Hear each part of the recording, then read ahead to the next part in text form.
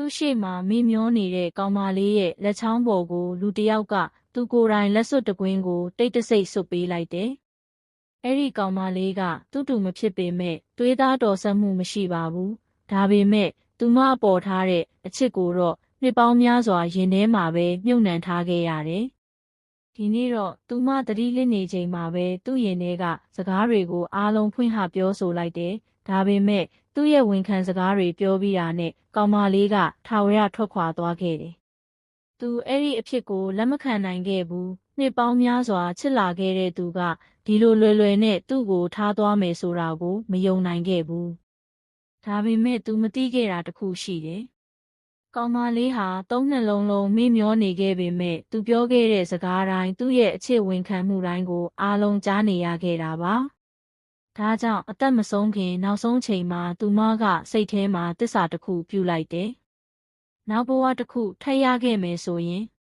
ဒီတစ်ခါတော့သူ့ရဲ့အချစ်ကိုတေချာပေါက်အဖြေပေးမယ်။သူမရဲ့ဆူတောင်းကိုကံကြမ္မာကကြားလိုက်တယ်လို့ပဲ။သူမဟာအသက်တာတစ်ခုကိုထပ်မံရရှိခဲ့တယ်။မျက်လုံးဖွင့်လိုက်တာနဲ့စာမေးပွဲမှာအမှတ်အနည်းဆုံးရလို့ဖခင်ဖြစ်သူရဲ့စူပူတန်ကိုကြားလိုက်ရတယ်။သူမရှေ့ကိုကြည့်လိုက်တဲ့အခါပထမဆုံးမြင်လိုက်ရတဲ့သူကတော့သူအမြဲချစ်နေခဲ့တဲ့အဲ့ဒီလူပဲဖြစ်နေတယ်။ဝမ်းသာလွန်းလို့ဘာကိုမှမစင်စားတော့ပဲသူ့စီပြေးသွားပြီးတင်းတင်းကြပ်ကြပ်ဖတ်လိုက်တယ်။ဒါပေမဲ့အဲ့ဒီလူကတော့သူမကိုနူးနူးညံ့ညံ့ပြန်ခွာလိုက်တယ်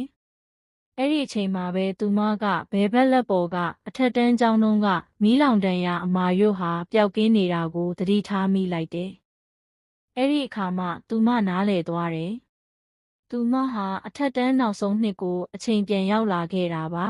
။ဒီတစ်ချိန်တော့အတိတ်ကအမှားတွေကိုထပ်မဖြစ်စေဖို့အရာအလုံးကိုပြောင်းလဲမယ်လို့ဆုံးဖြတ်လိုက်တယ်။အခြေအနေကအနည်းငယ်အဆင်မပြေဖြစ်နေချိန်မှာမယားစားနဲ့သူ့သမီးတို့ကဝင်လာပြီးစကားလမ်းကြောင်းပြောင်းလိုက်ကြတယ်။ဒီကလေးကိုစိတ်ထဲမထားပါနဲ့နော်လို့ပြောလိုက်ပေမဲ့သူမကတော့ဘာမှပြန်မပြောခဲ့ဘူး။ဘာကြောင့်လဲဆိုတော့အရင်ဘဝတုန်းကသူမသုံးနှလုံးလုံးမေ့မျောနေစဉ်အတွင်းသူတို့နှစ်ယောက်ဟာတစ်ခေါက်တောင်လာမကြည့်ခဲ့ကြတာ။ဒါကြောင့်ဒီတစ်ခါတော့သူတို့နဲ့အတူမနေချင်တော့ဘူး။သူမကအဲ့ဒီလူနဲ့အတူသူ့အိမ်ကိုလိုက်သွားခဲ့တယ်။ဒါပေမဲ့အိမ်ရောက်ချင်းမှာပဲအဲ့ဒီလူကအိမ်အောင်ဖက်ကြည့်ဖို့သွားတော့မယ်ဆိုတာသိလိုက်ရတယ်။အဲ့ဒီသတင်းကြားတာနဲ့သူမကသူ့လက်ကိုအမြန်ဆွဲလိုက်ပြီး